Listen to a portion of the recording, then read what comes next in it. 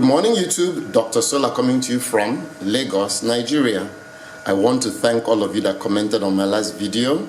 Actually, I think this is the most comments I've had in this year from a video I've posted, so thank you very much. Keep the comments coming. So you gave me some suggestions about the fans, and let me show you why the fan makes noise, and then I'll go into details suggested by Tony. So first of all, there's a cylindrical tube. I'm sure you can see it. It starts at the bottom where the fan is and extends all the way to the top of the inverter. That is what the fan cools. If you look, the entire fan, the entire inverter has a heat shield. Sorry, a heat sink. And the heat sink starts from the top all the way to the bottom of the inverter, as you can see it.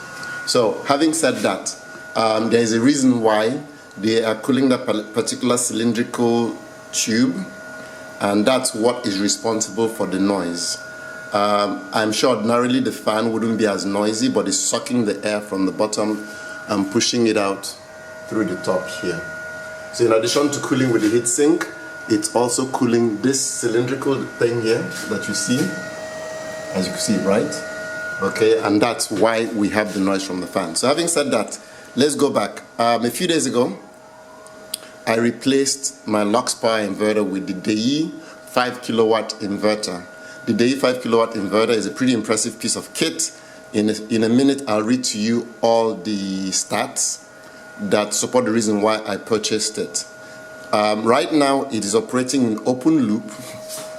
So open loop means that my battery does not talk to my inverter, and my inverter does not talk to the battery. But this possesses some intelligence that is able to tell me what I have left in my battery in terms of percentages.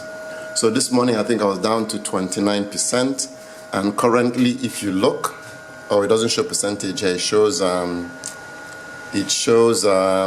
actual numbers because that's what I set it to. But on the phone app, I'll show you the percentage it has. So one thing you notice here, the light, the grid has a yellow, has a little bit of yellow to it.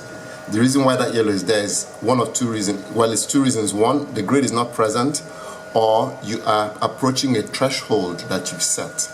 That's why that yellow light is there. So someone had sent me a private message asking me why the color is different. That's why it's there. So if my battery is being discharged and is getting close to my low battery warning, it changes from this color here to that color. So now let me go read to you what the stats of this inverter is, and then I'll show you the phone app. I'm going to read from the manual because showing it to you kind of is a little difficult. So it's the one we have is Sun 5K SG01/03LP1. This same inverter is sold as the Sun Sync, and I think there's one more manufacturer they make it for. The bigger brother, which is 8 kilowatt, is sold as the Solac and the Sun Sync. It supports both lead acid and lithium-ion batteries. Your battery voltage range is 40 to 60 volts. Your max charging current is 120 amps. Max discharge is 120 amps as well. You have three-stage charging with equalization. There is a battery temperature sensor. As you can see, here is a cable for the battery temperature sensor. And let me see if it tells us what the battery temperature is. So you see the battery is 25 degrees Celsius. So it comes with a battery temperature sensor. The maximum amount of PV I could hang on to it, 6,500 watts. So that represents 3,250 watts per MPPT because there are two.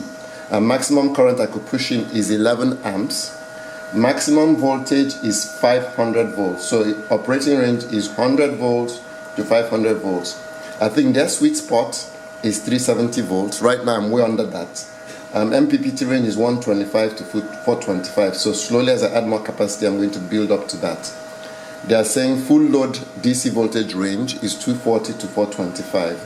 So once you connect your panels to your inverter, charge controller, the voltage will drop, and they prefer 240 to 425.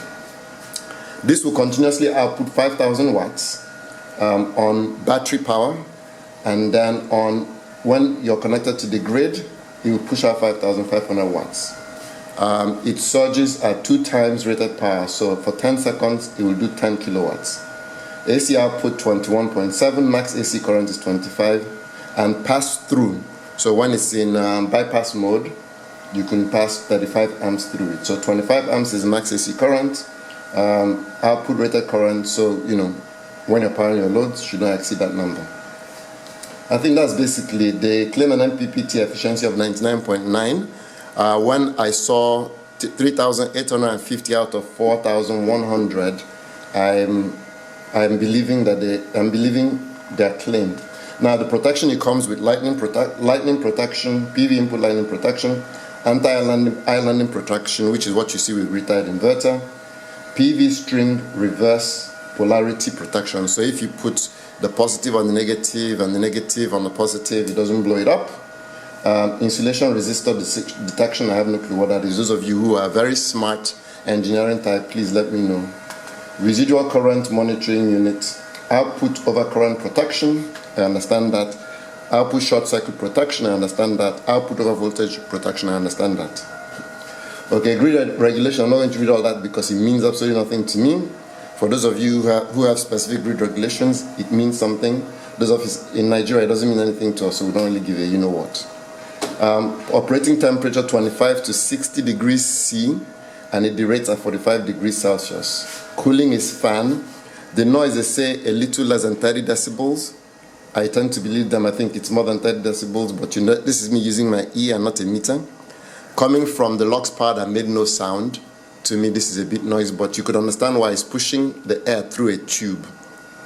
The Victron was definitely noisier, and the Schneider was definitely noisier, especially when they were charging. Communication protocol with BMS is RS485 or CAN bus. It weighs 20.5 kg. The 8 kilowatt weighs 35 kg, so that's an extra 15 kg more. That's a lot. So it's IP65, which means I could mount it outside, and they prefer you mount it on the wall. The next I'm going to show you is the phone app, showing you what I'm able to read. It's currently connected to the internet, as you could see. That's the Wi-Fi dongle. It has a dedicated on and off switch, which the LUX power didn't have, so I like this. I can turn it on and off, and this here is where I can turn the PV on and off. So PV is on and the inverter is on. So the phone app is called SolarMan. So here it is, SolarMan Pro. So I touch it and it opens, and then it gives you a screen that says plant device. So we'll go to plant first, then I'll go to device from within the plant. So plant, it shows you the name. I have it set, it says total 1, and then 1 is normal. There are no alerts, there is none that's offline. And then it says right as of when it updated, which was 9:33:59, it's currently 9:40. 9:33:59, it's currently 9:49. So over 10 minutes ago, 9:33. Yep, over 10 minutes ago, it was generating 678 watts, and 1 kilowatt hour had been generated. 17.83%. I'm going to guess is what we're consuming relative to what is generating. I'm guessing. I have no clue. I'll go read the manual and I will explain that in a second. So when that update happened 15 minutes ago, it says updated 15 minutes ago, I was generating 678. My battery is at 42%, and we have 331 watts going into it, and I'm consuming 284 watts. You see that, right? Consumption 284, grid 0.00, generation 678, battery 42%, and that's what I enjoy about this. It actually gives me percentages, and they're pretty close to accurate, at least in my mind anyway. They're pretty close to accurate. So far I've generated 1 kilowatt hours since I installed this inverter, I believe on Thursday, or was it Wednesday? I don't remember anymore. We've generated almost 19 kilowatt hours, and that's what the total number is. And then it shows you your 30% is self-use, 20% is grid, which is incorrect because we're not on the grid, so I have no clue where it's getting that number from. And then 50% is charging. And then daily consumption, 25% of the 1.2 kilowatt hours, 25% is output, 75% is charging. So we're getting Okay, daily consumption of 1.2 kilowatt hours. So I guess we discharged 0.9, 75% of it was discharged from the batteries, I guess, and the balance was from our generation. So we can track some of these items here. I can, when I click on them, it shows me a graph to represent the items I want. So at some point today, we're close to 1,000 watts. Not sure you can see that well. So this is, you can see time of day, and you can see how it slowly moved up till we got close to 1,000 watts. So now we're going to go to device, touch device, and then it shows you what device is connected, and then it shows you current power 671. It brings it up. It was updated 48 seconds ago. AC output power 671, which corresponds to the 290 plus 381. Those numbers I've repeated to you before, so I don't need to repeat to you again. Voltage of our PV 220 RS. Sorry, no. Let me rephrase that. The 220 is what the inverter is outputting, and then 90 amps at 50 hertz. We're consuming 207. Our panels are putting out 290 on PV1 and 381 on PV2. So let's go to our battery. Our consumption voltage is 225, and then active power we're consuming 207 watts. And then here's our battery. We're currently putting 388. The negative number represents an input. Don't ask me why they do it that way, but that's the way they do it. We're putting 7.37 amps, and our battery is at 46%. And then it shows you cumulative energy discharge, blah, blah, blah, blah, blah, blah.